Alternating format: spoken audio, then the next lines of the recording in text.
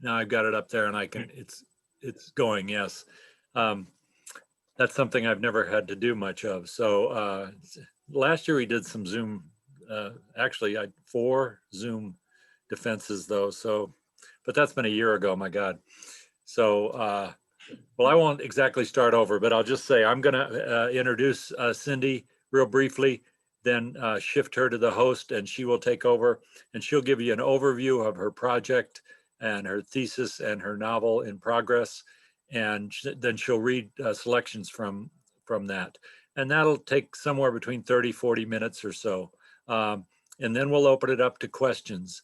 And the question first, I want to at least reserve one question first off from her committee. And her committee is Alden and Chris Dombrowski from English and myself. And I just want to say to Aaron and Chris, both of you, thanks so much. I know Cindy appreciates it, but environmental studies also appreciates it to get, really valuable, particularly on a project like this, a fiction project, to get your help. So they can ask a question, I'll ask a question, and then we'll open it up to the group here and another 30 or 45 minutes. So we'll probably be able to come back around to Aaron and Chris and myself if we wish, just to find out more about Cindy's intentions and what comes after this perhaps, or anything we want to talk to her about at that point. And then I guess we'll set up a little breakout room and Aaron and Chris and I'll talk ever so briefly, I believe, and then we'll invite Cindy in and have a more wide-ranging discussion about this really interesting project, which is, as you may not, you'll find out for sure here in a minute, but it's a novel in progress called Lightman. And I'll just tell you, this is my 88th environmental studies thesis, 89th now. I'm counting down because I've got one more after this and it was 90. 89th environmental studies thesis defense that I've directed, but only the 3rd novel, and probably the first one in 10 years. So it's really intriguing. All our classes are nonfiction in EVST anyway, so we generally do nonfiction. But with someone like Cindy, for a whole bunch of obvious reasons, she already has completed an MFA. She's been writing both fiction and nonfiction. And she convinced me that this was what she really wanted to do. And that's what people should be doing. So putting her energy into for now. But she also writes fine nonfiction too. So that's what we're going to hear today. I guess most of you may already know this, but I think it's just doubly fitting. I'm getting all this reflection when I look at myself, so I just won't. It's doubly fitting that Cindy's in a room in Jeanette Rankin Hall right now to read this, because Cindy grew up in Grant Creek on the original, on the ranch where Jeanette Rankin grew up. So I just think that's so fascinating. And I learned that, I think, about her and her application materials 2.5 years ago, and was fascinated and still am by that. But that tells you a lot. And she's written essays about that very connection and about growing up there too. And it ties in a little bit, as you'll see with this novel, perhaps. Cindy has an MFA. Right before she came here, she finished up her MFA thesis and nonfiction thesis at Oregon State. She also has a JD from the University of Idaho, a BA from Sweetbriar College. This is one educated woman here.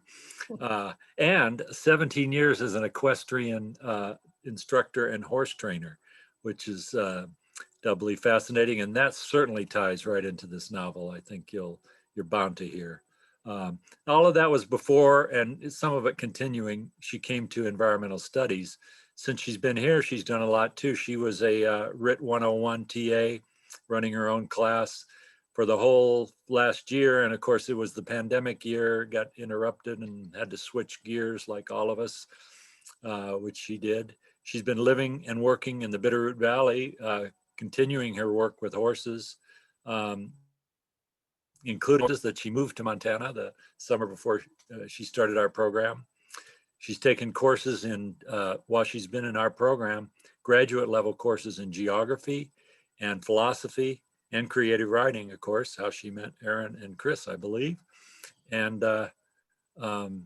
again, so it's really exciting to hear today, because this project is unusual and timely and fascinating. So I'm going to welcome Cindy Marbut and turn it over to her right now as I make her a co-host, or make her the host. Thank you, Phil. Yes, it's really full circle for me to be here in Jeanette Rankin Hall.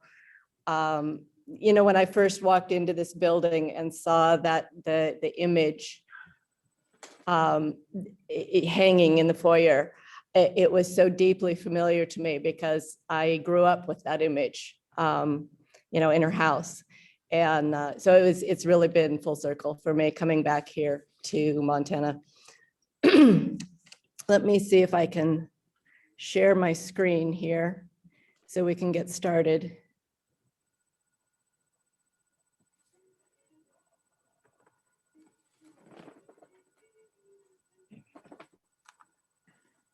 Okay. And is that visible to everyone? Yeah? Yes. Excellent. Yes. Okay. So, yes, as Phil mentioned, my novel is titled Lightman. Phil dubbed it a novel of climate change and transformation, which I find very interesting. Climate change, obvious, but the transformation part, you know, it was the project has been transformative for me. So I guess that's appropriate. Before I get started talking about the novel, though, I want to say some thank yous.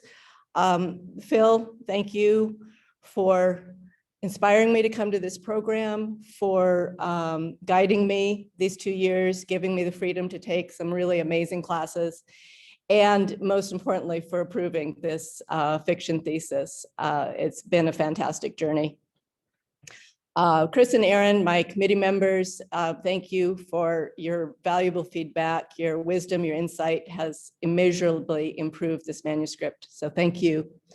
And I want to thank all my environmental studies classmates. I'd hoped some would be here today, but that's okay. We're all busy. And but they've been really an inspiration. They've welcomed me so openly to this program. It's just a wonderful group of people. And I want to thank Susan, our environmental studies den mother, for always having the answer to my questions. And finally, to my daughter, Sabrina, thank you. Thank you for being here today and for being my first and most devoted supporter of my writing and my writing journey. Okay, so moving forward, the things that have developed, that have emerged for me out of this project are basically twofold, and it's a message I hope is reflected in the story itself. First, of course, is the connections. You know, if climate change and now the pandemic have taught us anything, it's that we are all connected in unfathomable ways. And it's my belief that it is story, the stories that we tell each other, the stories that humans have been telling since, you know, since the days of cave paintings, that make these connections real, that make them meaningful and sustain them. Now, when I first started thinking about this project, I didn't have an end goal or agenda in mind. I didn't even have a plot in mind. I just had some basic elements that I wanted as the foundation for this story. First, of course, is climate change. Truly the most pressing issue of our time. And it's always in my mind. It never leaves my consciousness. So I really couldn't not write about it. But I also wanted the story to be place-based. And I wanted it to be really embedded in the landscape to a degree that the landscape is more than just the setting. And as I thought about the urgency of climate change and the impact, the tremendous impact that climate change is having upon our landscape, the idea of a journey kind of, organically emerged. And because it's me, it had to be a journey on horseback. So I have 5 primary characters. There are some other secondary characters that add complexity to the story, but in the interest of time, I'm going to focus my reading today on just these 5 main characters. Jen is my protagonist, and I render her in first person. I wanted the reader to have the intimate connection that first person creates, but at the same time, I wanted the reader to have a broader view of the other characters and of their relationships, most importantly, than you can really provide from a single first person perspective. So I have some shifts of perspective to the other characters and they're in third person, so a little more zoomed out. The majority of the story, however, is told from Jen's perspective. Now, John is an alien. I will tell you, I did not set out to write science fiction. I'm not even a real big fan of science fiction, although I'm getting to be more so. The root of this story was a dream. And I just wrote the dream down. That became the part of the prologue that I'm going to read to you. And the story just blossomed from there. So here I am writing science fiction. John, and this will become clear in the part that I read on the prologue, is not on this journey. The other 4 are on a wilderness journey by horseback. And with that, I'm going to begin reading.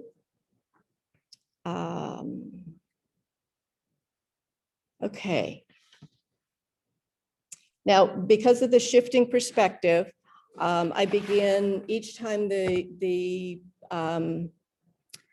perspective changes to a different character. I start that section with just by naming the character. So this is the prologue, and it's from John's perspective. He runs hard through the rubble, jinking and ducking to avoid the debris. The half-light turns the shadows into black holes. He hopes he doesn't misstep and turn an ankle. He curses himself for putting this off for so long. He was stupid and self-absorbed, just like the humans, he thinks wryly. He must get there, or it will all be over, forever. And unlike the real humans, he knows what forever means.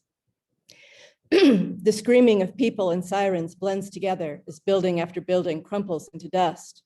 Fire rages everywhere despite the torrents of water from broken pipes. The scariest part are the sinkholes. They open anywhere with no warning at all. Feeling the burn in his legs and his lungs, he pushes himself to keep up the sprint. You can rest when you die. He smiles as the phrase echoes in his mind, a slogan from endurance racing his friends had repeated often.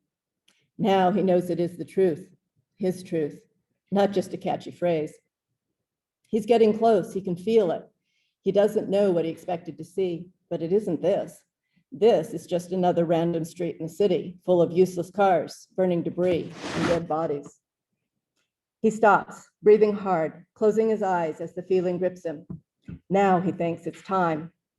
He opens his eyes to look around, not quite believing that he is about to leave this place, this planet. The shaking is getting harder. He can feel the individual tremors under the soles of his boots.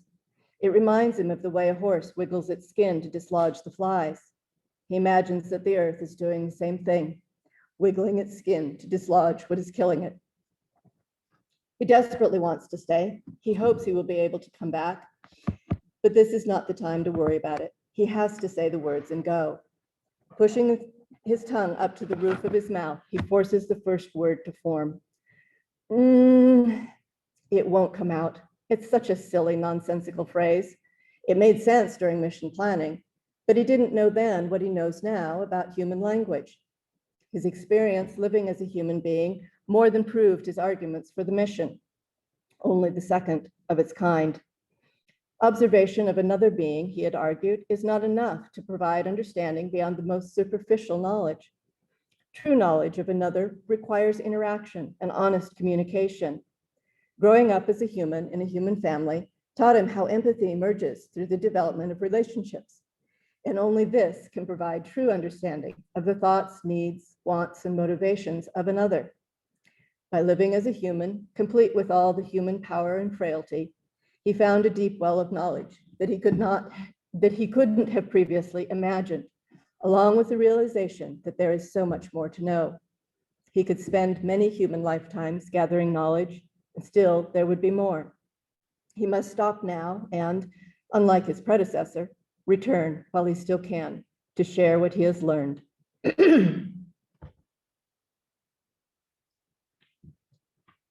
He cries out in anguish and spins in a circle, hoping against hope that the friends he had to abandon will put the pieces together, the clues that he left for them. He thinks of the letter he left for Jen in her journal, sweet, gentle Jen, who had become the love of his human life because of her empathy for all living things. He'd been too uncertain to tell her openly that he is not really human, just borrowing a human form for the sake of science. He knows that she suspects something is off with him. He feels guilty for the deception, partly in the face of her devotion to him. He thinks of the research he did in collaboration with George and wonders if George's practical nature will keep him from making the leaps in his thinking that will be necessary. And Kira, brilliant and brooding, he knows that she is smart enough to find the answers, but will she believe them when she does?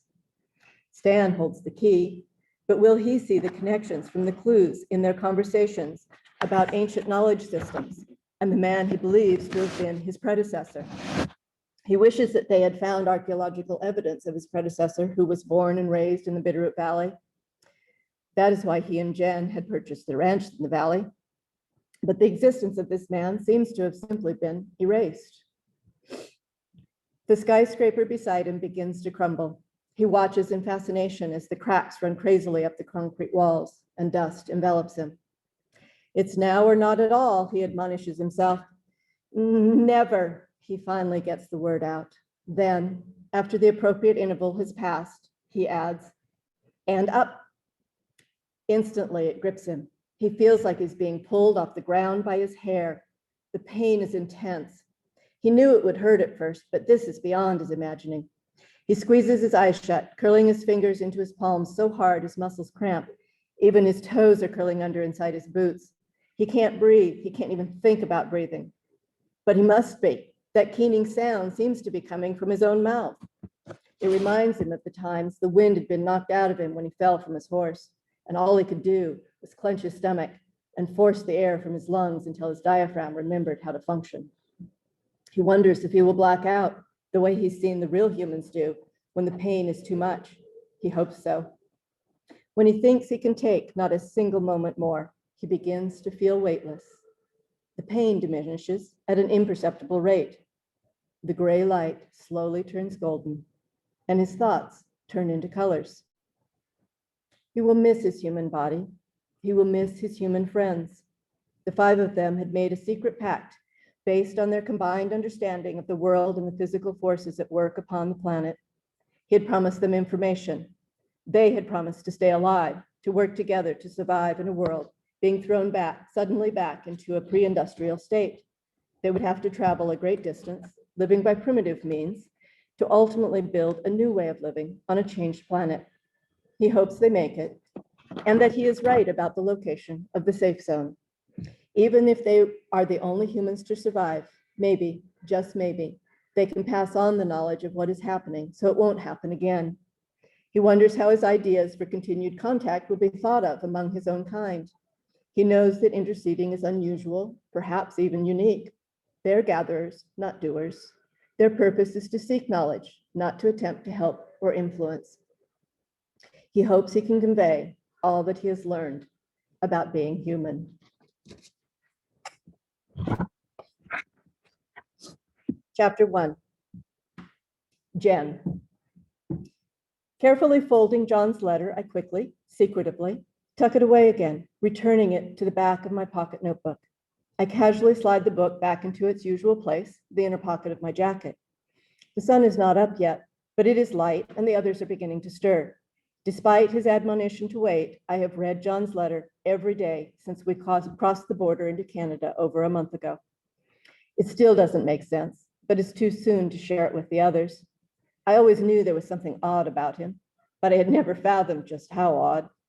His nickname for as long as I can remember, even when we were kids, was Lightman. I always thought it was because he was a jokester, the proverbial class clown, but it seems he meant it quite literally. Just call me the Lightman, his sing-song voice rings in my memory. I had begged him to come with us. I can't, I hear his voice again. I'll come back if I can, I promise. And then he had gone, running to his car and driving away in a cloud of dust. I look around the clearing at my friends packing their saddlebags. We've been riding through this wilderness for 53 days, but we've been friends for as long as any of us can remember. John and I grew up on small neighboring acreages in the Grant Creek Valley. Stan, George, and Kira had all lived in the Rattlesnake Valley in the same neighborhood. We met in school. We were all outdoorsy, raised in families where hiking and skiing was the standard recreation.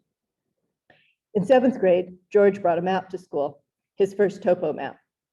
Like the other kids in school, we just thought he was being geeky until he showed us on the map how close we actually lived to one another. The next day, we met on the ridge between the valleys. That was the beginning of our wilderness adventures. Now it feels like a lifetime ago. We finished packing our meager supplies and prepare to set off as usual, heading a little west of straight north. Every day is the same, but different. When you're living wild, unpredictability is the rule, not the exception. But our goals and needs remain the same, to stay alive and healthy enough to keep moving until we reach the safe zone, assuming such a place exists. We had been foolish not to start the trip sooner, as John had urged. We might have gotten further before the diesel ran out and we were forced to abandon the old livestock truck. But after the first couple of weeks, a daily rhythm had emerged. I'm going to pause there and skip forward to page 21 for those who are following along.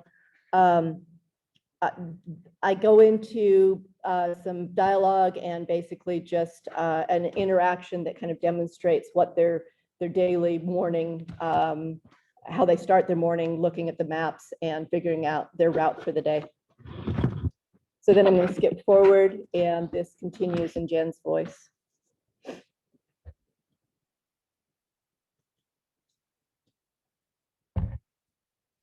I smile to myself, feeling my tension ease, listening to the usual morning banter. As I go about readying my own gray gelding, somewhat smaller than Stan's, but easily the biggest moving horse of the group. I like a big stride, always have. It makes the riding less hard on my body. It also means that I often end up in the lead, which I am happy to do today. I climb into the saddle and pause, checking to see that everyone seems ready. Then I take off without a word, setting a brisk pace. I don't want to be distracted by having to talk to anyone or having to match someone else's pace. Perhaps I'm just being selfish. After many years of endurance racing together, the four of us tend to move along at the same pace, regardless of who is in front. I desperately want to talk about John's letter, but he made it clear that I should wait until I knew for sure that the crisis had passed. My thoughts are in such turmoil, I'm not sure how I will know when the time is right. I strike out ahead, hoping to hide my hurt and confusion, knowing that the paleness of my redheaded complexion advertises my every emotion like a neon sign. We occasionally still feel ground tremors, but if John and George's theory is right, the closer we get to the safe zone, the less we will feel them and the more stable everything will be. They believe that there are just 4 or 5 places like that on the entire planet, and we are heading for the only one in North America. Latitude is the main point. We need to get far enough north to get out of the temperate zone, where the worst of the toxic cloud is forming from the collapsing infrastructure and resulting fires, the infrastructure primarily existing in the middle latitudes where people live and build such things. But longitude is also part of the picture and where my understanding of their theory ceases. It has something to do with angles and magnetic fields and gravity and a bunch of other stuff I don't get. I half expect to see other people traveling to the same place, but George says it is unlikely. Their theory was thought to be too much on the fringe to be taken seriously, even within their own esoteric community of theoretical physicists. But then the shaking had started, and by the time anyone realized that it wasn't just another isolated earthquake, Panic and chaos had taken over the civilized world. Hey, Jen, Stan calls. Let's stop for lunch. I hadn't realized how much time had passed, so engrossed in my thoughts. Stan is an anthropologist and a steady, kind soul. As a Peace Corps volunteer for many years, he has seen the worst of it all over the world. And yet, he is unfailing in his acceptance of the present circumstance, whatever it might be. When Stan sees my face as I turn to join the group, he puts his arm around my shoulder and tenderly asks, "You still pining for John?" Everyone thought that John and I would get married. They didn't know that neither of us wanted that, even though we had often shared a bed. No, yes, I stammer, trying to get my emotions under control. I don't know. I just wish he could have come with us. My words trail off. Yeah, me too, George grumbles. It may be our theory, but he's the only one who really understands it. George scrubs his face with both hands like he's washing, knocking his hat askew. He grabs the hat before it falls to the ground, knocks it against his thigh as though to rid it of dust, and settles it back on his head. I don't guess it really matters now, though. Either we survive or we don't. That's George, practical as ever. I hope I can keep my mouth shut about John's letter for another month, or however long it takes us to get to the safe zone and set up a permanent camp. We pass around hunks of cheese and salami for our lunch. Stan hands his hat around, having filled it with plump, ripe service berries throughout the morning's travel. I groan in contentment at the sweet, juicy berries burst in my mouth. I momentarily forget everything else. Your hat's going to turn purple, Stan, and so is your head. I chuckle at the thought. That's all right, he replies sardonically. Maybe it'll cover up some of my gray. Never mind that his hair has no gray. He sports the same tight ebony curls of his youth. Isn't that the in thing these days? Pink and purple and green? Kira giggles. I roll my eyes, and George just shakes his head. A silence settles around us. This is where John would have had the perfect comeback to make us all laugh uproariously. Instead, we look away, feeling the void of his absence like a missing limb. Come on, guys, let's get moving. Kira has calmed down from her earlier irritation, but still seems tense and anxious. I want to get to that lake before dark so we can have fish for dinner. She knows that the thought of fresh meat is a great motivator for this crew. It's been a week since the last lake big enough for anything except minnows, and the lack of fresh protein is taking its toll. As we swing into the saddle and take off again, John's letter returns to the forefront of my thoughts. I've been trying to figure out why he didn't want us to read it until we had reached our destination. When I first read the letter, I almost burst out, "Oh my God, John's an alien." But I managed to swallow the words before they escaped. Instead, I pondered and thought, watched and listened, cried and laughed, and thought some more. And all this thinking led me on quite the circuitous route. Thinking back to when we first planned this trip, I realize now that John and George never made any predictions about how long we would stay in the so-called safe zone, or what we might find when we came home. Would we have a home to return to? Would we even come home? I knew that the buildings and such would likely all be in ruins or completely destroyed, so I didn't think we would return to anything like what we were leaving. But I did think we would return, or at least I think I assumed that we would. Now, I'm not so sure. I'm beginning to think that I have no idea of the enormity of what is happening to the planet. I wonder if any of us do. Surely George does. He and John developed their theory together, even co-authored some papers on part of it. I begin to wonder if George already knows about John, about his lack of humanness. And I can't stop wondering what John meant by "I'll come back if I can." Back from where? I rub my forehead, squeeze my eyes shut, trying to will away the headache forming between my eyes. I'm frustrated that I can't make sense of it. Every time I try to puzzle it out, I end up feeling like I'm chasing my tail. I take a deep breath, roll my shoulders, and try to come up with a mental list of what I know. We are traveling by horseback through the wilderness of the Canadian Rockies. Check. The civilized world is falling into chaos as infrastructure collapses. Check. We don't have phones or tablets because nothing electronic works anymore, hence George's maps and good old-fashioned compass. Check. We will build a permanent camp in the safe zone. Check. But wait, what do we mean by permanent? Don't get sidetracked, Jen, I admonished myself and returned to my list. John is an alien. Check. Yeah, that one always trips me up. We have had no major mishaps so far, just a few hair-raising moments, and all the horses are still sound. Check. Based on George's predictions, we are more than halfway. Check. But then what? Halfway to what? I look around at the vast, incredible wilderness we are immersed in, and I am suddenly, bone-chillingly afraid. Is this it? Will this be the rest of my life? As much as I love the grandeur of the mountains and tremendous beauty that surrounds us, I can't imagine living permanently in it. Without things like a hot shower, a bed held safely in the protective walls of a house, a clean place to prepare food, a grocery store. The wilderness has become my home, and I struggle to suppress the panic rising in my throat, hot and thick like lava bubbling from a volcano. Okay, I'm pausing at this point. I am going to skip ahead to chapter 5. The intervening chapters are different scenes of their journey, things that they have to struggle and deal with, combined with Jen's ongoing struggle to make sense of her circumstance and of John's alien status. The reader, it is revealed to the reader John's letter, as well as some excerpts from his journal, but that doesn't get revealed to the other characters until a little bit later. So now I'm going to skip forward to chapter 5, and this is just a scene that exemplifies basically the journey that they are on, the nature of this journey. And this chapter begins in Jen's voice.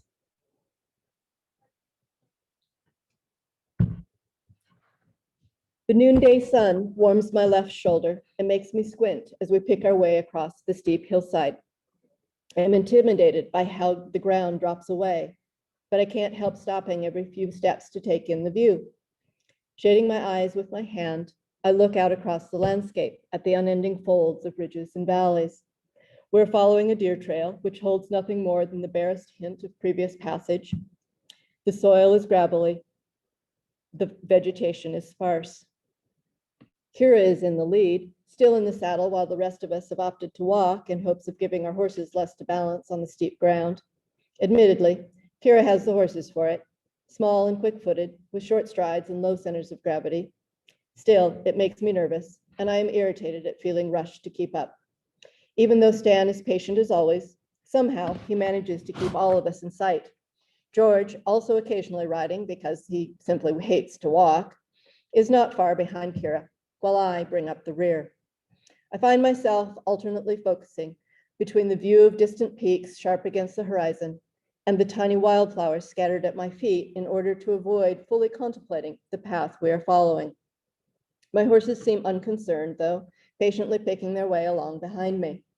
I try to remember to breathe, reminding myself to just keep putting one foot in front of the other. Eventually, I settle into a rhythm, gaining confidence from our steady progress. We chose this route because it is much more direct than going around to avoid the steep side hill. I didn't agree with the choice, but I understood it. I also have to admit that I'm the least brave of us all, always advocating for caution, usually to an unnecessary degree. As I round the curve of the hillside, the others slide into view. Riding confidently, Kira is utterly in her element, her entire focus on the path before her. I find myself smiling at her abandon, her two sweet little mares walking briskly, as though the ground is flat and smooth. I shake my head in admiration and take a deep breath as I return my eyes to the ground before me, seeking my next few precarious steps. The sun is still high. I know it's been a little more than an hour since we started across the side hill, but it feels like an eternity. My back and shoulders ache with the tension. I have to keep reminding myself to exhale, long and slow, to avoid hyperventilating. I see Kira and George less often as their lead increases, but I'm confident that Stan still has them in view. I haven't heard him call out for a stop, which I know he would do if I should get too far behind. At least the weather is good. The sun is pleasantly warm and the wind is what weather forecasters like to call light and variable. I couldn't ask for better conditions. I try to focus on the beauty of the place, taking in the details of the landscape. I stop for a moment to listen to the call of a tiny songbird when I hear the first telltale signs of rocks falling. It sounds like someone knocking on a distant door. At first, I am confused by the incongruity of the sound so seemingly out of context. Then my subconscious puts two and two together, and suddenly I know what the sound means. At the same moment, I hear a deep rumble, almost more sensation than sound. I scramble forward as fast as I dare, trying to get around the curve of the hillside to where I can see the others. I hear a shout. I know it is George, but the tenor of his voice is something I have never heard before.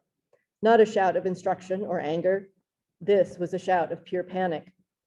In the odd way of crisis situations, my mind seems to slow everything down, and I find myself thinking how strange it is that in all the years I have known George, I've never heard his voice expressing even mild fear, much less panic. I continue to try to hurry forward, feeling further slowed by the odd sensation of slow motion. When the others finally come into view, I hear Kira scream as Stella, the horse George is riding, first rears and then bolts, jerking his other horse, Bessie, forward ignominiously by her lead rope tied to Stella's saddle. George goes flying, and a moment later, his mares are swept from their feet by the surge of rocks and gravel flowing down the steep slope. All three tumble and roll. I stare at the scene in disbelief, frozen to the ground that is, remarkably, holding steady beneath me. After just a few moments, although it seems agonizingly like hours, the rocks stop sliding and silence descends upon the mountain. The momentum created when Stella bolted served to throw them all beyond the far edge of the rock slide. Amazingly, they are not carried away by the slide and come to a stop from their desperate roll in a small depression just beyond the area of the slide. Pieces of tack and equipment are scattered about, and Bessie and Stella are no longer tied together. Both horses scramble to their feet and shake themselves irritably, but without any obvious injury. George does not move. Kira screams his name over and over, but he lies inert in a tangle of arms and legs. Suddenly, time starts again, and I wonder what has happened to Stan. He was between George and me. I feel panic rising in my throat as I search the hillside for some sign of Stan and his horses. I try to call out, but I'm trembling so badly that no sound emerges. I sink to the ground as tears blind me.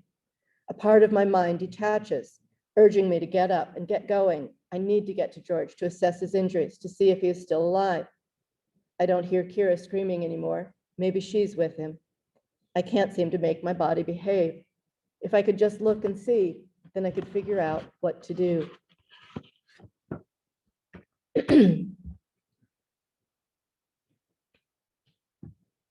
Stan watches the fist-sized rock arc out from the slope and gently disappear from view. It reminds him of the way the batting machines would spit out balls to practice his swing when he was in Little League.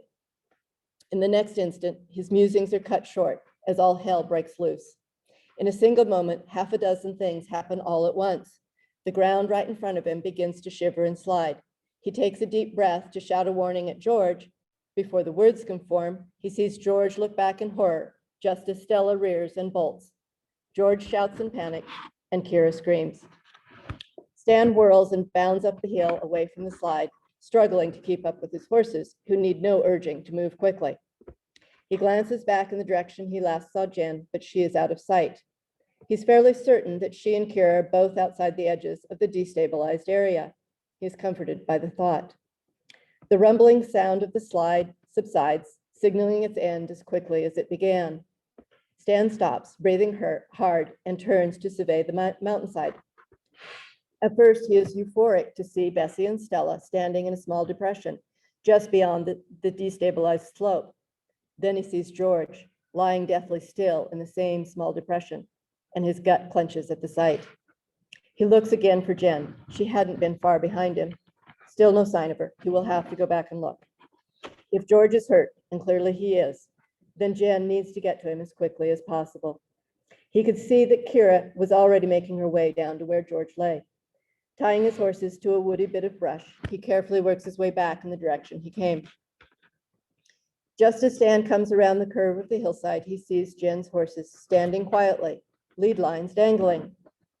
His gut clenches again in a moment of panic until he sees that Jen is there too, sitting on the ground nearly underneath her horses, shaking like a leaf, her face a mask of anguish.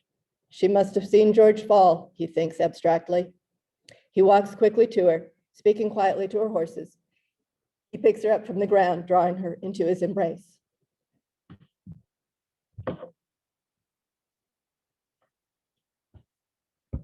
Jen. I am startled by a large, warm hand on my arm, urging me to stand. It's okay, girl, I'm here, just breathe. Stan's voice rumbles in my ear as I lean against him, fighting down the hysteria and taking great gulps of air. You're here, I say, as though to make him real. Your horses, are they okay? I look around frantically. I can't understand why I can't see them. Where could they be? They're fine, don't worry, just around the corner, tied to a bush. Stan smiles and holds me away from him by my upper arms so he can look into my eyes, willing me to look back. When my eyes finally focus on his, he nods with a sense of completion. Okay, then, let's go see how far we have to climb to get around this thing. I follow on Stan's heels, willing myself to stay in the moment. I can't do anything for George until I get to where he is, and that won't happen if I don't pay attention to the ground under my feet. Stan calls out to Kira, assuring her that we are on our way. Kira is scrambling down the slope toward George's inert form. It feels as though Stan and I are making excruciatingly slow progress as we climb up to get around the area of the slide, staying well back from the edges. But we don't have far to go before we find a large cluster of brush and low, scrubby trees that mark the top of the slide. A trickle of water appears to be seeping from the center of the cluster, explaining both the presence of the vegetation and the loss of stability in the slope below it. By the time we work our way across the upper edge of the slide and begin searching for a way to get down, Kira has completed her initial assessment. Vitals are strong, she calls, and he's regaining consciousness, but there's something wrong with his shoulder. I think his collarbone may be broken. One of the many things we did in preparation for this journey was to get training in emergency medical techniques. I didn't want to be the only one with medical knowledge, and I figured the training would help us all stay calm in the face of potential disaster. I also spent extra time studying human anatomy. My veterinary training is pretty applicable to any mammal, but I wanted more familiarity with the unique nature of human physiology. I knew that eventually I would be called upon to treat people, whether it was one of us on the journey or others in the safe zone, if there are other people. Don't move him, I yell out unnecessarily. I know that Kira knows not to move him yet, but I'm deathly afraid of spinal injury. A broken arm or leg can be destabilized enough to still ride a horse, but not a broken back or neck. Kira looks up at me as though to reply, but then her focus jumps back to George, and I can hear her talking soothingly to him. George is muttering and groaning, but still not moving. He's breathing well, pulse is steady, no bleeding, but he says his shoulder hurts. Kira reports the most pressing information as we make our way down into the depression. We left our horses standing quietly with Kira's mares. Stan goes to check on George's horses and to move them up with the others. Can you feel your toes? I say gently as I kneel down beside George. Yes, toes fine. Shoulder hurts, George grunts, half breathless with pain. I'm looking carefully at his sprawled form, feeling gently, trying to make sense of how he is lying and what exactly is wrong. No blood, no obvious fractures, but his arm is resting at a truly odd angle. Okay, George, I know your shoulder hurts bad, but I need you to help me here. Do you have any pain, even mild pain, anywhere else? Your neck, your head, your back? I'm still reluctant to dismiss the possibility of spinal injury. No, George hesitates. Maybe my left leg a little, but nothing like the damn shoulder. Nothing else? I ask again, hoping I'm not wrong. George grunts and pants. I can see him working his way through an inventory, still unwilling to move at all. He is lying on his front, forehead pressed into the ground with his face turned just enough to breathe. No, he finally gasps, sounding like he just finished a marathon. Okay, good. Now, I know it's going to hurt, but I need you to move your right leg for me, just a little. Can you do that for me? I try to speak as soothingly as I can, but still with an edge of authority. George gasps and groans, but manages to pick his right foot up off the ground and then carefully return it.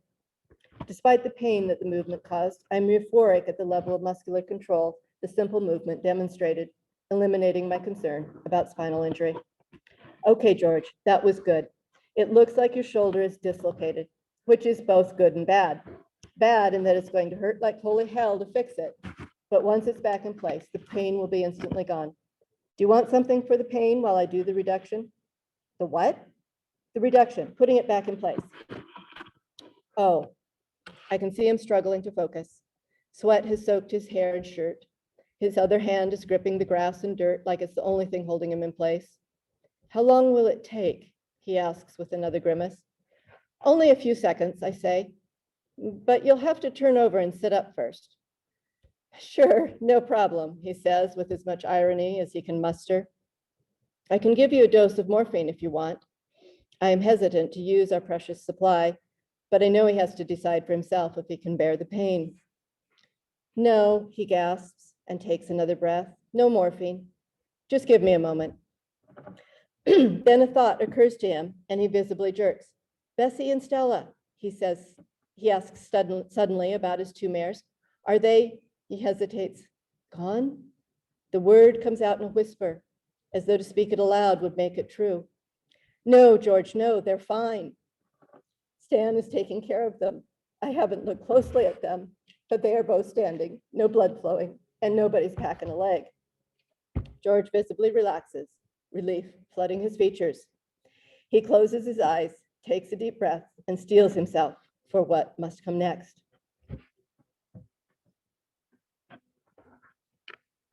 Kira.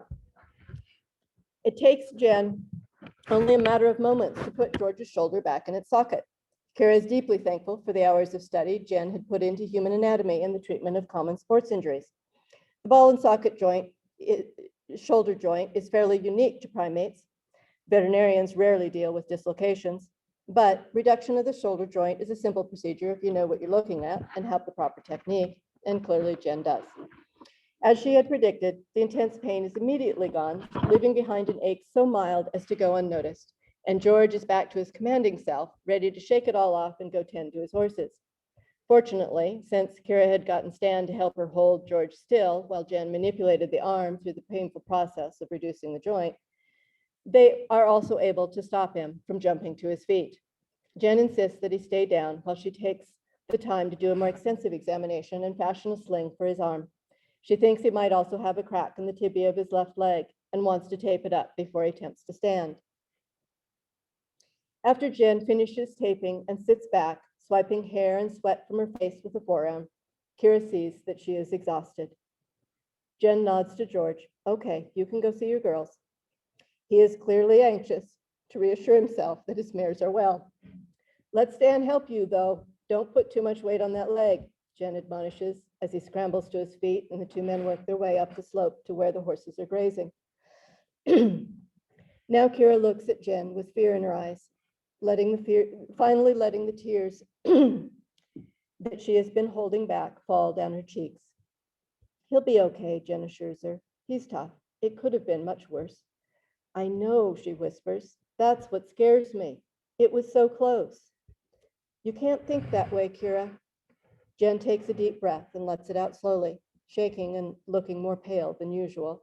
Look, she says, we have to stay tough. We have to believe that we are invincible. I don't mean we should be reckless, but if we start thinking about all the things that could go wrong, we'll never make it. Slowly, haltingly, Jen tells Kira about how she froze with fear until Stan got to her and pulled her back to herself. That's the sort of thing that just shouldn't happen. Jen seems embarrassed. Kira stares at her with a look of bemusement. She doesn't know whether to be angry or relieved that Jen finally seems to be truly human. She had been annoyed with Jen that morning when they were discussing the route for the day. She and Jen had argued hotly. She saw no reason to take the long way and thought Jen was just trying to be controlling. She hadn't realized that Jen was genuinely afraid, and perhaps for good reason. So I'm going to stop there. Yeah. I'd say unmute and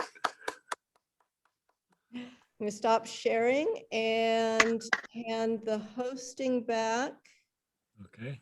if I can figure out how. So it's on the participants and on me. There we go. Yeah. Okay, great.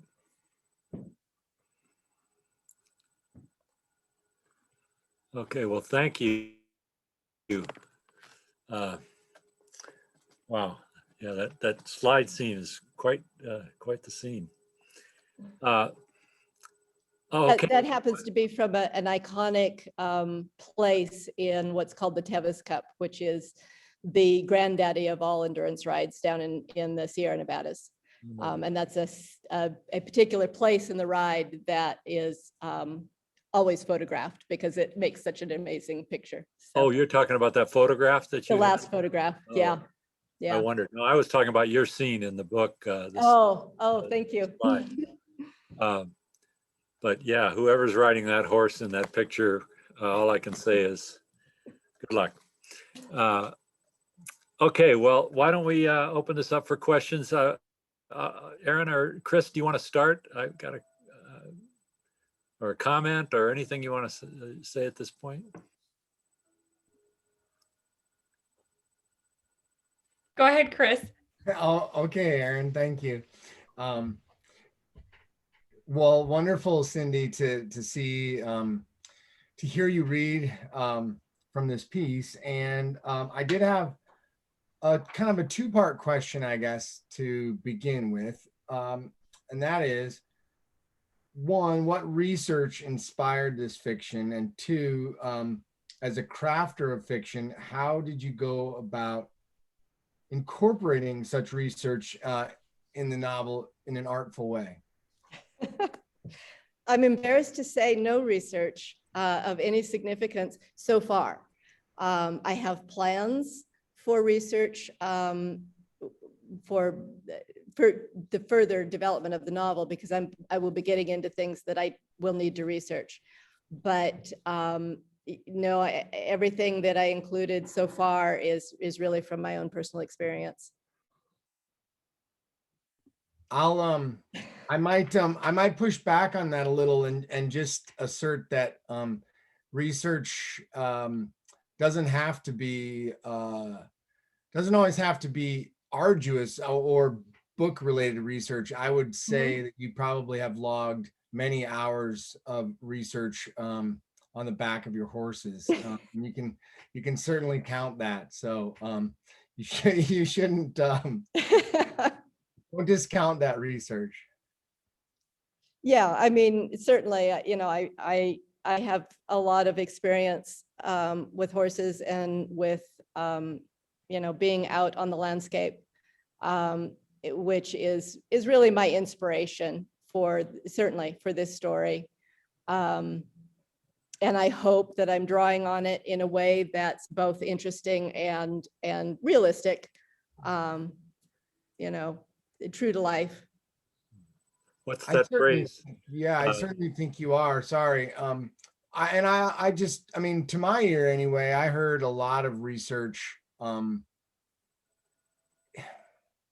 seeds of it anyway, in the way that you described the potential fallout from, you know, an apocalyptic climate moment, you know. So I was going to applaud you for that. I still do anyway. Good on you. Say, Chris, when you said that, I can't think of the guy's name, Gerald. Somebody had an article that I've used sometimes about the breadth of what research can be. And one of his things was archives of personal experience and memory. And certainly Cindy's been plumbing those archives. Yeah. Yeah. Well, I'd like to jump in, and I will apologize for my dark room. I'm hiding from the noise of a tree coming down outside. It turns out today is the day they chose for that. Thank you, Cindy, for that reading. It was so fun to hear some of my favorite scenes read aloud. And the reading that you chose actually got at one of the real strengths of this novel, I think.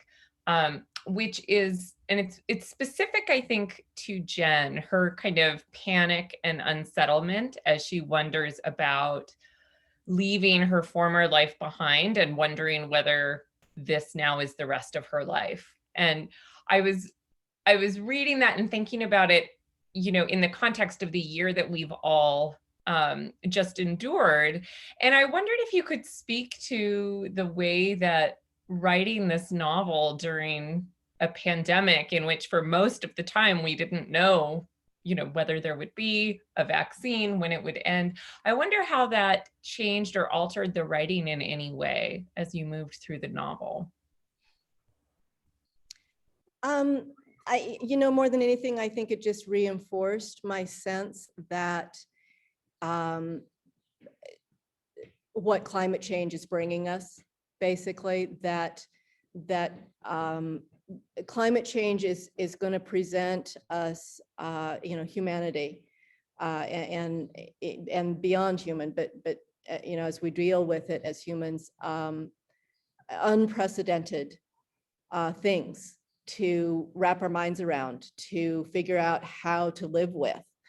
And that's really what you know, the alien aspect aside, I mean, that just adds another wrinkle to it. But really just this whole idea of life as we know it is over. And where we go from here, who knows? And I think there's just a lot of uncertainty. And I really wanted to kind of capture that struggle of the uncertainty. But at the same time, that it's not just uncertainty, that there is hope, that there is, you know, there's still goodness in the world. And that goodness comes from our connections to one another and the fact that we can depend upon one another. And we need to get better at that because we're going to need to. So that was, yeah, and all of that, of course, was reinforced by the circumstance of the pandemic. Well, and I think you do such a nice job of showing that those connections and that community, you know, can happen despite our differences. You know, those four friends are friends, you know, but they are all very unique and distinct characters, and there's conflict, you know. So I think you do a really nice job of showing that humanity can come together in that sort of struggle despite our differences. Thank you. Thank you. The first thing that comes to my mind is, can you send a map on how to get to that safe zone? Yeah, I'm still waiting to have that map form in my mind, you know. We're getting there. Well, I want to ask a question that really ties in with your answer to Chris's question. You said you anticipate more research or a different kind, maybe some different kinds of research, additional. But also, I haven't asked you this before, Cindy, but I wonder, do you have either an ending or a turning point, climax in mind that you're trying to get to, right to, at least for the time being, or are you just letting it unfold and develop as it goes? I mean, I assume they're going to get to the safe zone, and there's elements that all of us, I think, except those of us who've read, everybody won't know even the book yet. But anyway, I just wonder, because obviously we're thinking about the future of this project. So how it's working. I don't have an agenda. I never have with this project. I've purposely resisted writing to a particular spot. Obviously, they're going to eventually get to the safe zone. That's kind of a known at this point. What the other characters, basically four of whom so far that I know of for sure, just really quickly, what I call the traveler, and he is John's predecessor. So he's the first alien to come and be born as a human. But he has a unique status in that he's lived for several centuries. And not that he's immortal by any means, but one of the things that I play with in this novel and with kind of John's perspective on the whole thing is that time isn't quite what humans think it is and doesn't kind of move or pass the way we assume.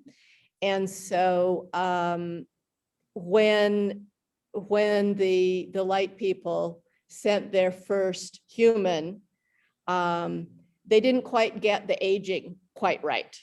And so he winds up living much longer, aging much more slowly and living much longer than he should. And from this, and he's born to the Bitterroot Salish people in just before 1800, late 1700s. And so he is, he goes away because he realizes he's not aging at the same rate, and that's going to be a problem. But he keeps coming back, and he becomes this legend that keeps coming back to the tribe, you know, every generation or two, and sustains these stories, the legends that the tribe tells. And this is where I need to do some research, because my other three characters are also of Bitterroot Salish people, also traveling to the safe zone, and they meet up with my primary four characters. And so that's further, you know, how do we learn to trust and depend on each other? And then they also have knowledge because of this traveler who would come back to the tribe.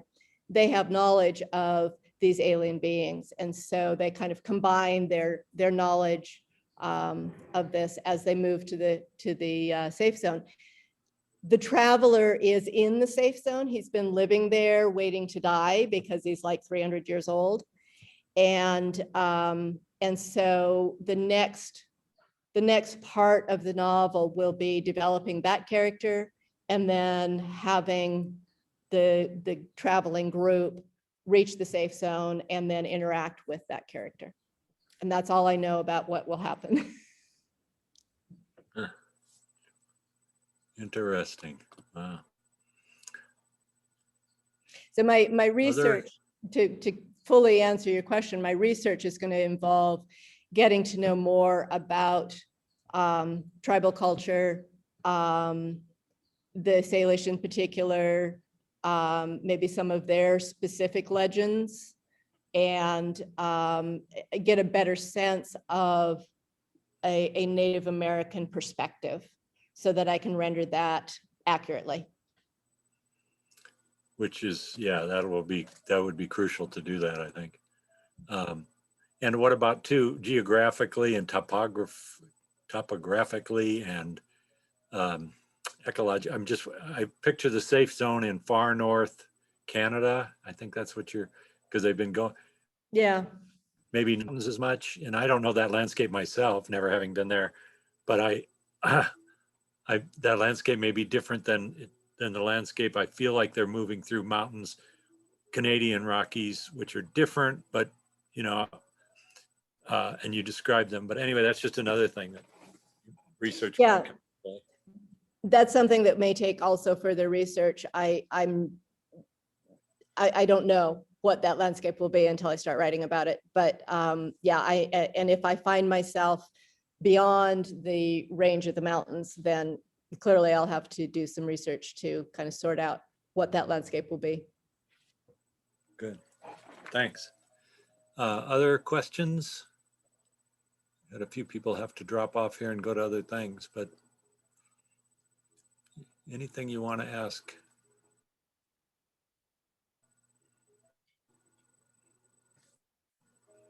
Have you, well, I just keep going. Aaron and Chris jump right in too, but I just flashed on, you said you actually had a dream that was the germ of this. Have you had any follow-up dreams, or, I mean, I wonder with all this writing, if you, I mean, not really a dream per se, the way the prologue was very much a dream. But it's, you know, the writing process, there are times when you just kind of know where you're going, and other times where you just kind of have to let your mind wander and see what happens. So yeah, it's hard to describe. But no more actual dreams. Yeah. I wonder if we could talk a little bit. I'm really interested in your thoughts on the way that this book, this project overlaps with science fiction. And I think that climate fiction is really interesting because it requires of humanity, right? The same practice of world building, world rebuilding that sci-fi requires of the author. So I was wondering if you could speak a little bit to the elements of sci-fi that you might draw from. I know you didn't read this, but I know that there is a collective, right? The alien world that John comes from. And I'm wondering what elements of sci-fi you hope to incorporate as you describe, or to what degree you'll describe this collective. Yeah, again, I'm not sure how much of that will be included. I have a sense that I want it to remain somewhat mysterious. I kind of want the reader to make their own sense of it, because I think it might be different for different readers. So, I just kind of give sort of hints of it. As I said, I didn't set out to write science fiction, so it's kind of snuck in there, and I'm trying to kind of sort out. One of the things I did in preparation for this, as you all have read my introduction, where I talk about different science fiction or different climate fiction novels that I've read, and really the biggest, I think the thing that separates mine, one is that I want to keep the science fiction aspect of it fairly small. Although introducing the traveler kind of definitely broadened it out a bit. So it may take on more than I anticipate. But the biggest thing I feel like that separates, that makes this novel a little different is the climate fiction novels that I looked at are very dark. They're very dystopian. They really want to examine sort of the worst part of humanity that is brought out by the collapse of civilization, by the horrible circumstances that climate change is bringing about. And I really wanted the focus to be a more positive one towards, how do we navigate this in a way that isn't just, a complete loss of our humanity, in a way that we can move forward with hope and with something to look forward to instead of just regretting what's been lost. I really appreciate that about this project. I have a question on the heels of Aaron's great question there, which is maybe a little bit more philosophical than you want to get. So feel free to parry if needed. But what is the role of like sci-fi books such as this going forward? Do you see them as affirmations of where we are, or warnings against what we're trying to avoid or endure? Actually, neither. If I were to think about this philosophically, I think I would like it to be a message of,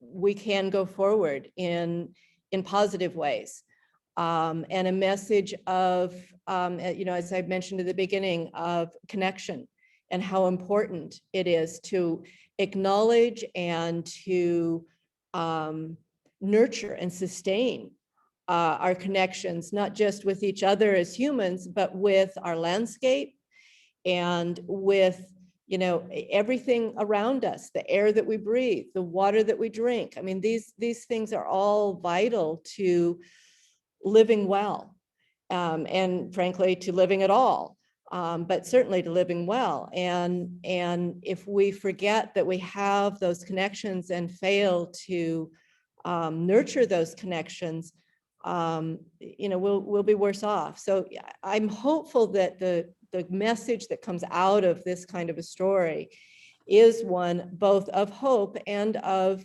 you know, bringing awareness to the importance of connections, of stories, of hearing each other, and caring about each other's stories, that sort of thing.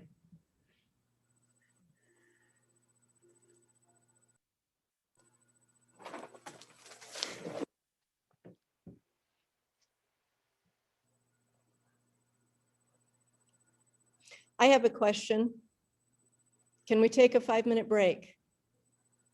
Oh, Is that sure. okay? Yeah.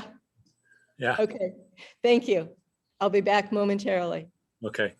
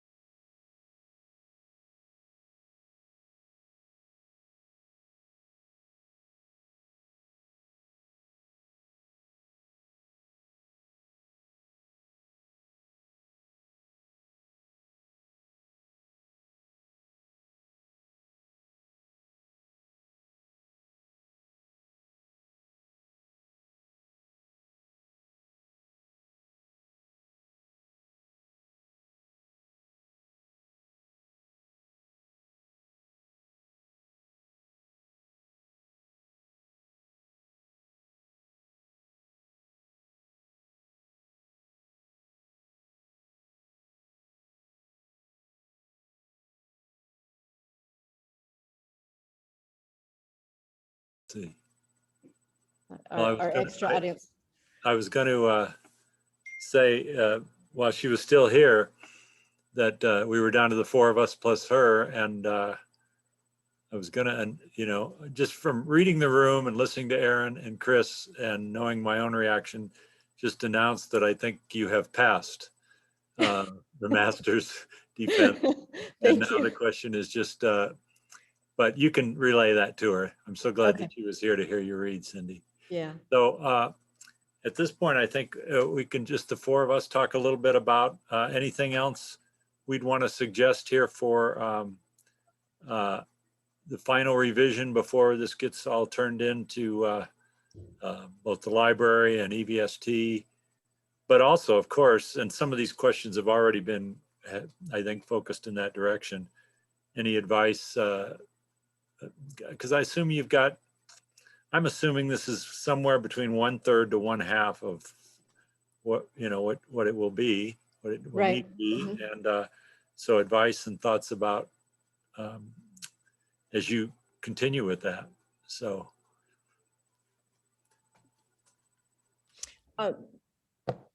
Yeah, I mean, I think that's my sense too, is that it's, you know, at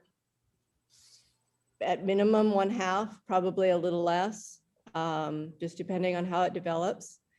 And the creative part of it, I suspicion, is going to have to slow as I do some research. And any suggestions any of you would have about the best way to go about that research, I feel like I should, you know, perhaps read some stuff, but also, you know, if there's people I can talk to among the Salish, that would be fantastic.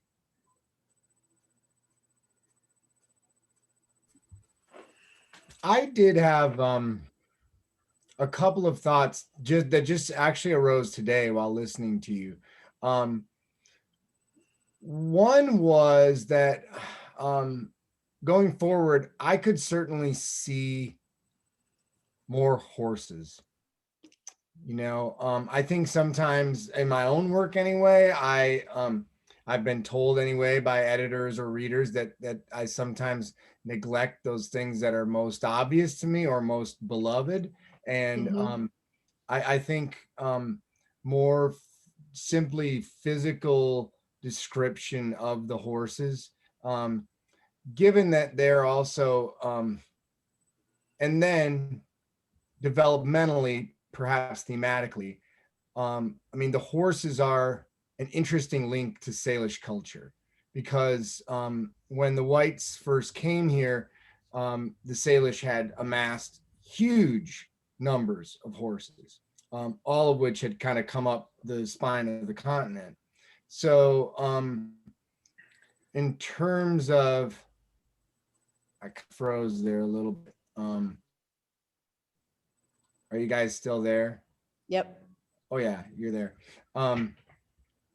Just in terms of both the physicality of horses and simply channeling your love and passion for them, you know, through the scenes. That's one level that I think the horse can play a deeper role in the narrative. And then as well, the historical connection to both the first people and time with a capital T. Yeah. Yeah. I'm glad to hear that. As you said, it's easy to kind of ignore those things that are most obvious. And I think probably more than I should kind of apologize for obsessing about horses. So I shouldn't do that. I should include them because they are central to me and they're central to the story. So I think, yeah, I think that's great advice. Thank you for reminding me of that. And I would definitely agree because some of the strongest moments in the writing, just it's your credibility, it's your, obviously your knowledge,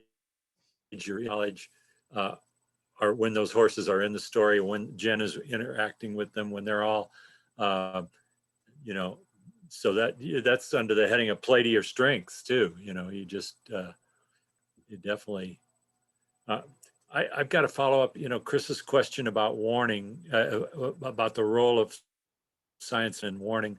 And it just occurs to me, you've mentioned those other books that you discuss in the overview, or and that they're darker. And I wonder if one reason post-apocalyptic novels are so dark so often is because that's their warning element. It's kind of like, this is how terrible it is if this happens. So the implicit warning is, don't let this happen. Right. And so, I'm not judging at all. And it just occurred to me, you want to be careful too, in the sense that if this is however positive this is, I mean, I don't know what I'm trying to say here, but the relationship between the novel and climate change, and your concern about climate change, it could be like, well, these people are, because they're smart and bonded, they get away somehow, they survive. And so it's not so bad. And I don't know, just, somewhere, it's very hard to talk about a manuscript when there's still so much to happen yet that we don't know. But that's just something that occurs to me, that you wouldn't want it to, I don't think we'd want it to forget the climate change element as we go too far forward. And yet, I see what you're trying to do too. You were trying to affirm these are the qualities that will help people survive after I don't know. I'm not sure where I'm going with this, but I just had to ramble a little on it. No, I hear what you're saying, and it's interesting actually that that you say that, because I had to, as I was writing this, and the story, the journey was going along, and nothing really terrible was happening, and I'm like, get real, Cindy. This is going to be rough. And chapter 5 was when I challenged myself to write about something bad happening, because it's going to. And for the story to be realistic, I felt like I needed to get myself to actually delve into this stuff that's hard to talk about, hard to write about, hard to think about. I had to introduce the fact that somebody was going to get hurt, bad things are going to happen. So that's really where chapter 5 came from. So yeah, I need to keep that in mind, I think, as I keep going, so that there is a good balance. I even wondered about, I really liked early on when from the prologue on, these earth tremors that are happening and how unsettling that is. And the horses are even bothered by it. And they're trying to, in a sense, get beyond that, because I can't imagine you're trying to travel and every now and then the earth is shaking.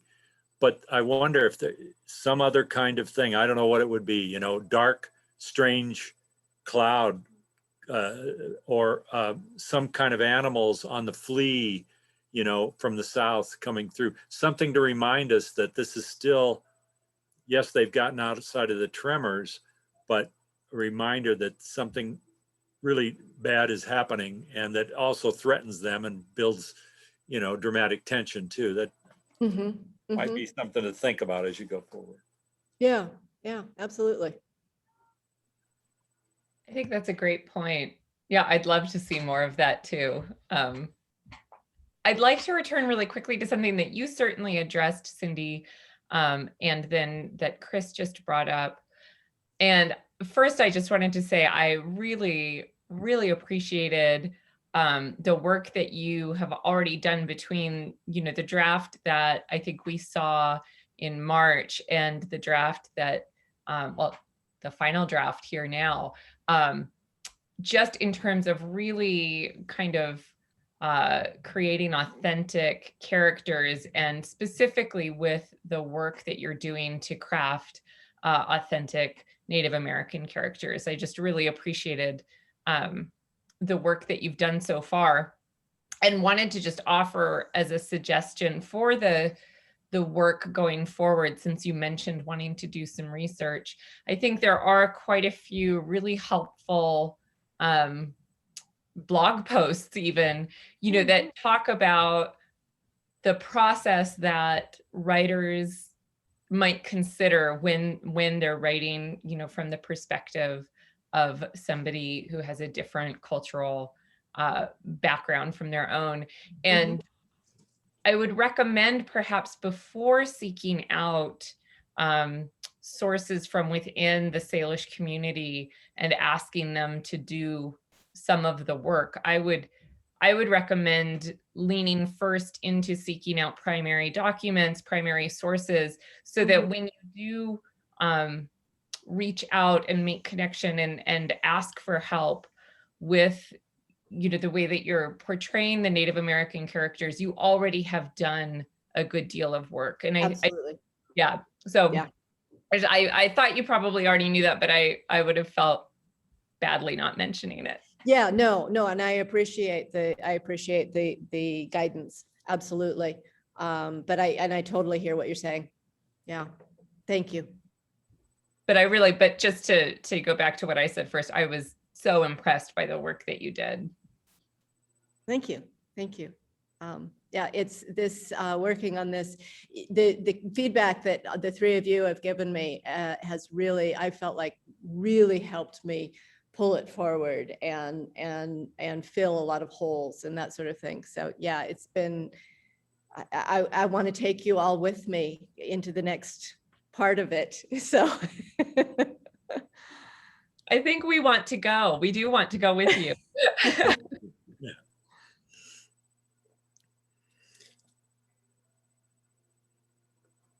So here's an oddball question. I don't think, are there wild horses in Canada? Oh, I no doubt there are. I don't know. I don't have specific knowledge of particular herds, no, or regions, but I'm sure there are. We're talking about how I think all of us who appreciate so much that whole element of the story, which is very central to it. And but I was thinking about, seeing maybe fleeing herds of something that could threaten them. But I didn't know. I don't think I've ever read so much about wild horses in the United States and in different places. But if there are, it just occurs to me that might be a real interesting element. And also just if the group's horses had an interaction with the wild horses and the wisdom of the horses, it's fun to speculate, especially when you're the one who has to do the writing. Right. There's so many, it is wide open here. On one hand, you've got a trajectory, of course, that your certain choices have already been made, important choices, but there's so much, the spectrum is so wide about what can happen and what might develop as you go along. And since it sounds like you really consciously are leaving it open and letting it develop as it happens. Yeah. I learned that from one of my MFA professors who really encouraged me to write without an agenda. And I was really astounded once I wrapped my head around the concept, which was tough. As an internal planner, that was a tough one for me. But I found that the writing is so much better, both fiction and nonfiction. If I don't, if I don't box myself in with a goal or a particular message.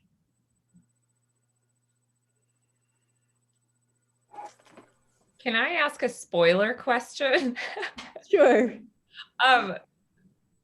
Probably you don't have the answer because of what we just discussed, but I'm wondering, Jen is charged with kind of creating a record of all that is happening. That's kind of the main charge that John gives her. And I wonder if you could speak to what that record might look like, if you have an idea of that yet. Well, I don't have details, but somehow I want to tie that into the tradition of oral histories and how the information in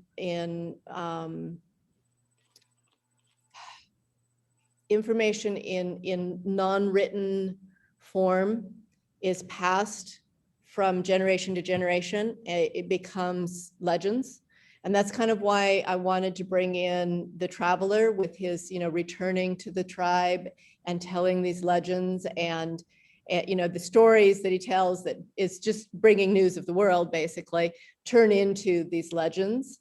That's kind of vaguely where I'm headed with that. So yeah, it just comes back to this idea of story and how powerful story can be. I love that. I love that. And I really loved the excerpts from the traveler's memoirs. I think they are doing so much to tie, where they've been and where they're going together. I thought that was just brilliant. Oh, good. I really enjoyed writing that and kind of trying to think through how would somebody who's living this huge, long period of time and seeing all these amazing changes, what would kind of be their internal thoughts about it? That was fun.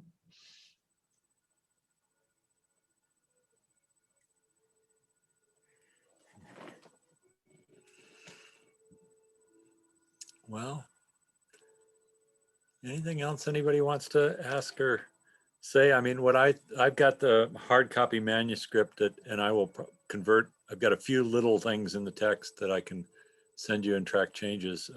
And I don't know if Aaron and Chris have something similar to get to you. And, I know I'm not asking for anything major at this stage. You certainly, but I think it's been fun to talk like this because I hope it's been helpful to you as you Absolutely. go forward. And I hope you too have the sense. I mean, my goal for all of these, we've had the occasional person who's written a book-length manuscript for their thesis, but that's certainly rare and it's not required. But the whole goal is to get it to the point where you feel, it's of a high standard, but you feel like you've got enough momentum and got enough encouragement to keep going on the long, hard work of finishing it. So. Yeah. Well, I'm going to do my best to keep it going, amid life and all that throws at us. But yeah, it's a fun project. I enjoy working on it. So, I look forward to continuing it. Yeah. Okay. Any last thoughts otherwise? Well, thanks again, Chris and Aaron. And yes, thank you, Cindy. It's been really fun working with you. I regret that it couldn't be more in person, but yeah, we're all in this together, and at least we have this technology to keep it going. So I will get this to you in one fashion or the other, and okay. And then I should ask, I'll work with Aaron and Chris. I'll work with Cindy then individually on getting the last manuscript and getting it into the grad school, unless you'd like to see it again, or you might want to just see it again without or do you want to wait for the book itself? Okay. Well, with that, I guess we'll just sign off then. And again, thanks, Cindy. Okay, thank you. Thank you, all three of you, so much for all your help. Yeah. Thank you. Bye for today. Congratulations. Thank you. Yeah, big congratulations. Congrats, Cindy. Well done. Thank you. Thank you so much. See ya.